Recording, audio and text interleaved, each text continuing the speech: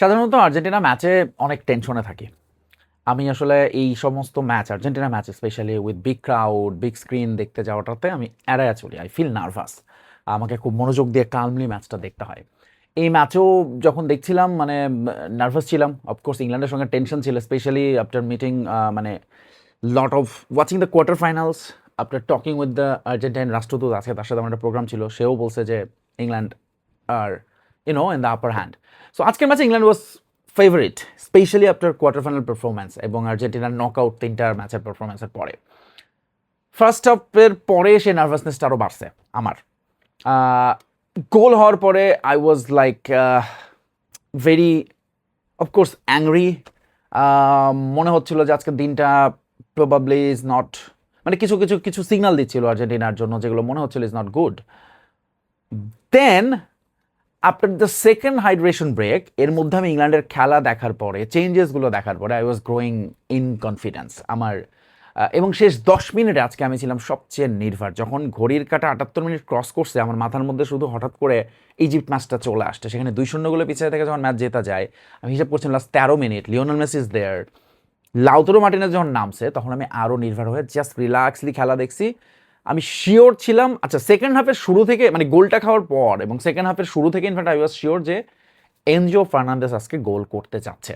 এবং আমি বলতেছিলাম আমার আশপাশে যারা খেলা দেখতেছিল যে Enzo Fernandez will score today, he will definitely score today. Then Lautaro যখন নামছে, যেটা বলছিলাম 82 মিনিটের পরে, তখন আসলে আমি একেবারে রিল্যাক্স হয়ে শুধু ওয়েট করতেছিলাম কখন গোলটা করবে। আমি জানতাম যে আর্জেন্টিনা এই ম্যাচ জিততে যাচ্ছে এবং এই একটা গোল দিল এবং অবভিয়াসলি এনজো ফার্নান্দেজই গোলটা দিল।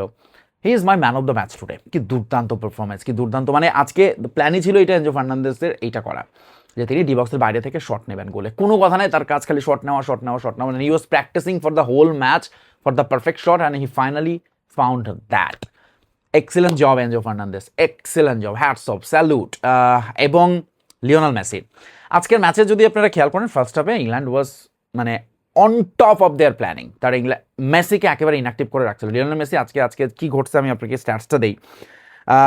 লিওনেল মেসি আজকে ফার্স্ট হাফে মাত্র 15 বার সে বলে টাচ করছে।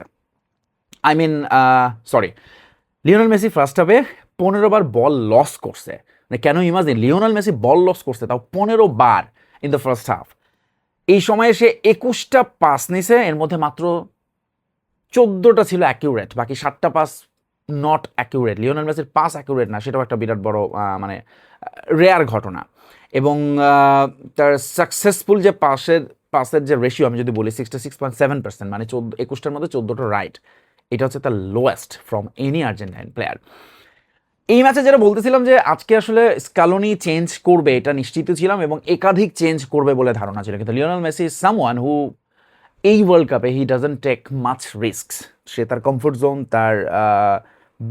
তার যে traditional way of playing football সেটাতেই তিনি থাকছেন। খুব বেশি চেঞ্জে তিনি বিশ্বাসী নন। এবং আজকের ম্যাচে শুধু একটাই চেঞ্জ করেছে এবং সেই চেঞ্জটা ওয়াজ একেবারে স্পট অন।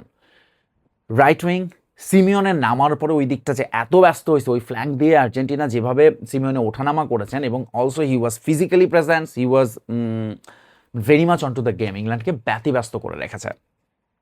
ইংল্যান্ডের 3টা চেঞ্জ ছিল এদিকে, এবং আমার মনে হয় যে ইংল্যান্ডও ফার্স্ট হাফে, মানে ইংল্যান্ড শুরু থেকে একটু হাইলাইনে কিন্তু উঠেছিল, হ্যাঁ, এবং তাদের হাইলাইনের কারণে আর্জেন্টিনা একটু নিচে নেমে যেতে বাধ্য হয়েছে। আর্জেন্টিনাও চেষ্টা করছে হাইলাইনে উঠতে এবং সেটা একটা সার্টেন টাইম পরে তারা সেটা করতে পারছে। কিন্তু আজকে সিমিওনের ইম্প্যাক্টটা ছিল দুর্দান্ত এবং এটা একটা দারুণ চেঞ্জ ছিল ডিপলের জায়গায় তাকে নামানোটা। আজকে আর্জেন্টিনার যদি আপনি খেলাটার খেয়াল করেন, মানে প্রথমেই মানে I was in a mix emotions. কখন, যখন ন্যাশনাল অ্যান্থেম হচ্ছিল, আপনি যদি আজকে আর্জেন্টাইন প্লেয়ারদের জাতীয় সঙ্গীত গাওয়ার সময়টা খেয়াল করেন, তাদের রিয়াকশন, গলার রগ দেখা যাচ্ছিল এবং এত মানে তারা সবাই মনে হচ্ছে অ্যাড্রেনালিন রাশ একেবারে দৌড়াচ্ছিল সবার মধ্যে, তারা মিশে যাচ্ছিল। ওই স্টেডিয়ামে 70,000 দর্শক, অবভিয়াসলি আর্জেন্টিনার একটা বড় অংশ সাপোর্টার তো ছিল, তাদের সঙ্গে যেভাবে গলা মিলে স্কালোনি, মার্টিনেজরা জাতীয় সঙ্গীত গাইছিলেন, তাতেই মনে হচ্ছিল, কেন আমি বললাম মিক্স, তাতে হয় দুইটা জিনিস। একটা হচ্ছে যে আপনি আজকে you are going to like, আজকের ম্যাচে আসলে আপনি আপনার 100, 200, 300, 500% দেবেন। এটা হচ্ছে একটা জিনিস যে আপনি আজকের ম্যাচে কিছু করে দেখাবেন, আজকে জীবন দেবেন, তবু ম্যাচ জিতে মাঠ ছাড়বেন। এটা হচ্ছে একটা দিক। আরেকটা দিক হচ্ছে আজকে আপনি খুব বেশি ইমোশনাল, এবং ইমোশনাল যখন আপনি হন তখন আসলে এই ম্যাচে অনেক কিছুই ঘটতে পারে, এবং সেটা যে ঘটতে পারে আজকে কিন্তু ম্যাচের 3 মিনিট থেকে সেটা বোঝা যাচ্ছিল। আই ওয়াজ আমার প্রেডিকশন ছিল আজকের ম্যাচে একটা গ্যাঞ্জাম হবে, মারামারি হবে, এবং সেটা হয়েছেও মোটামুটি। আমি রেফারিকে সাধুবাদ দিতে চাই যে রেফারি আজকে খুব দারুণভাবে খেলাটা পরিচালনা করেছে, খেলার টেম্পোটা নষ্ট করেননি। আদারওয়াইজ যে সমস্ত ঘটনা ঘটা শুরু হয়েছিল মাঠে, রেফারি প্যানিক হননি, প্লেয়ারদের খুব সুন্দরভাবে হ্যান্ডেল করছেন, প্লেয়াররা প্রচুর কনফ্রন্ট করছে, একে অন্যের গায়ে ধাক্কা দিচ্ছে, টাচ করতেছে, বাট তারপরে রেফারি ওয়াজ কুল অ্যান্ড কাম, এবং সেটা আজকে দরকার ছিল, ফলে ম্যাচের ওই টেম্পোটা নষ্ট হয়নি। কিন্তু যেটা বললাম যে ফার্স্ট হাফে মানে দুটো দলই ইন্টারেস্টিংলি, ধরুন এদিক থেকে গর্ডন, ওদিক থেকে রজার্স যে পরিমাণ অ্যাক্টিভ ছিল সেই পরিমাণ অ্যাক্টিভ এই ম্যাচে ছিলেন না বা পাননি, হতে পারেননি হ্যারি কেন এবং জুড বেলিংহাম। আর্জেন্টিনার জন্য সেম, লিওনেল মেসি এবং Julian Alvarez was not that much active. যতটা ধরুন তারা বারবার উইং ব্যাক থেকে এই পাশ থেকে উঠে গেছে, ধরেন মলিনা, ওই পাশ থেকে সিমিওনে তো পাগল বানায় রাখছেই, মাঝখানে এনজো মানে আজকে যেন সে তার একার একটা ওয়ান ম্যান মিশন নামছে যে সে একাই গোল দিয়ে ছাড়বে, এবং সেই কাজটা সে ফাইনালি করছে। এই ওয়ার্ল্ড কাপ ম্যাচে কি হয়েছে দেখেন, ইন্টারেস্টিংলি ফার্স্ট হাফে কোনো অন টার্গেট শট নিতে পারে নাই কোনো দলে। ফার্স্ট 30 মিনিটসে বিশ্বকাপ ইতিহাসে প্রথমবারের মতো কোনো শটই হয় নাই গোলের দিকে। কেন? কারণ ওই সময়টায় এই দুটো দলই আসলে কেউই খেলার চেয়ে বেশি খেলাটা কন্ট্রোল করতে চাচ্ছিল, ফিজিক্যালি মেন্টালি। ফলে ওই সময়টায় both team are very very tough, এবং এটা খুব ডিফিকাল্ট মানে টাফ মোমেন্ট ছিল ওই ম্যাচের। আপনি দেখবেন যে এই ম্যাচে খুব বেশি ক্রিয়েটিভ ফুটবল আমরা দেখছিলাম না, কিন্তু ফিজিক্যাল ফুটবল আমরা দেখছিলাম, এবং তারা দুই দলই চাইছিল যে এই ম্যাচে আসলে ডোমিনেট করতে ফিজিক্যালি অ্যান্ড মেন্টালি, এবং সেটা করতে গিয়ে তারা আসলে কেউই ওই শর্টস হ্যারি কেনকে তার রূপে দেখা যায়নি, বেলিংহামকেও না, লিওনেল মেসিকেও না ইভেন। কিন্তু যখন গোলটা পেল তারা, এই গোলের জন্য একটু দায় নিতে হবে মলিনাকে। এটা একেবারেই তার একটা বিরাট বড়, আমি বলবো যে ব্লান্ডার অ্যাজ আ ডিফেন্ডার। ওই পাশ থেকে রজার্সের ক্রস আসতেছে, আপনি সেটা দেখতে পাচ্ছেন, এবং সে তখন দেখে নিচ্ছে তার আশেপাশে কেউ নাই, গর্ডন তখন অনেক পেছনে।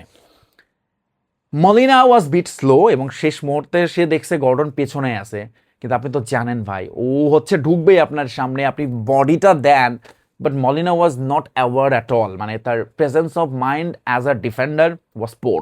সেটা সুযোগ নিয়েছেন গর্ডন, তাকে ইজিলি বিট করে ঢুকে গোলটা করে দিয়েছেন। সো মলিনার এইটা আমি পার্সোনালি মানে খুবই চিন্তার বিষয়, আমি শিওর স্ক্যালোনির এটা নজরে এসেছে। বাট আফটার দ্যাট গোল, যখন এরপরে আসলে দুইটা ঘটনা ঘটছে। ইংল্যান্ডের চেঞ্জেসগুলো ইংল্যান্ডকে ম্যাচ থেকে ছিটকে দিচ্ছে, আর্জেন্টিনার চেঞ্জেসগুলো আর্জেন্টিনাকে ম্যাচের ডমিনেট করতে সাহায্য করছে। ইংল্যান্ড কী করছে ভুলটা, তারা প্রত্যেকবার যে ভুল করে এই গোলের পর ভাবছে ভাই আপনি কেমনে এটা ভাবেন যে আর্জেন্টিনার মতো দলকে আপনি একটা গোল করে এই বাকি 30 মিনিট, যেখানে তারা খেলেই 80 মিনিটের পরে আপনি তাদেরকে ঠেকায় রাখবেন, বাস পার্ক করার চেষ্টা করবেন ইংল্যান্ডের 10 জন। হ্যারি কেন আজকে ডিফেন্সে এসে নামে গেছে, এবং সেটা করতে গিয়ে তারা গোল যে ইট ওয়াজ কামিং। হ্যাঁ, এনজো ফার্নান্দেসের ওই একের পর অ্যাটেম্প দেখে মনে হচ্ছিল it was coming, any time he will get goal. এবং ইংল্যান্ড যখন নিচে নেমে 10 জন মিলে ডিফেন্স করা শুরু করছে, তখনও বুঝে গেছে যে ইংল্যান্ড আজকে গোল খেতে যাচ্ছে। তো I was really relax back then. এবং এরপরে আসলে পিকফোর্ডের তো দুর্দান্ত কিছু সেভ আছেই, বাট ম্যাকঅ্যালিস্টার ওয়ান্স এগেন মানে he is enjoying his new রোলটা কি, তিনি তার ক্লাবে এই রোলটা প্লে করেন, কিন্তু আর্জেন্টিনার হয়ে গত দুটো ম্যাচ ধরে দেখেন যে সে কিন্তু ফাইনাল থার্ডে সে অপারেট করছে, বারবার ওই ক্রসগুলোতে সে মাথা নিয়ে যাচ্ছে এবং হেড দিতে যাচ্ছে। আজকে কিন্তু ভালো ফিজিক্যাল চ্যালেঞ্জের মধ্যে ছিল আর্জেন্টিনা, ইংল্যান্ডের প্লেয়ারগুলো সবগুলো যে লম্বা লম্বা। এর মধ্যে লাউতারো মার্টিনেজ যেটা করছে, আমার মনে হয় সে তার লাইফে এত উঁচুতে লাভ দেয় না আজকে সে যত উঁচুতে উঠছে।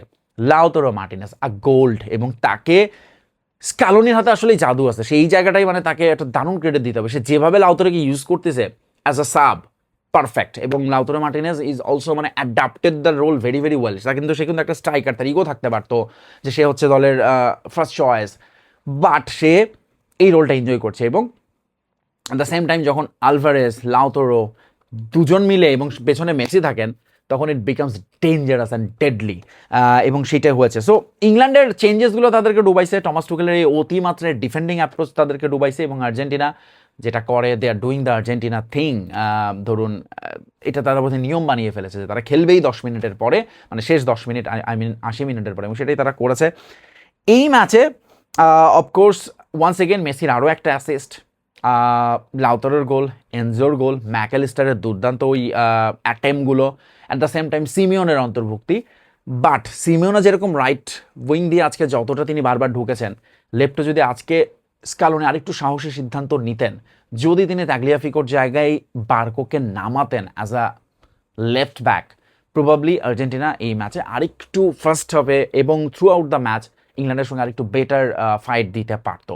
দেন ইংল্যান্ড কিন্তু শুরুর দিকে ম্যাচটা তারাই আসলে ডমিনেট করছে আনটিল দ্য গোল, এবং গোলের পরে ইংল্যান্ডের অতিমাত্রা ডিফেন্সিভ হয়ে যাও তাদেরকে ডুবাইছে। So England is England, they are doing the England thing. তারা সেই ক্রোয়েশিয়ার সঙ্গে সেমিফাইনাল 2018-তে যে ঘটনা ঘটেছিল, আগে গোল করে এই ডিফেন্সিভ অ্যাপ্রোচ নিয়ে ম্যাচটা হেরে গেছিল, সেম গোজ উইথ আর্জেন্টিনা।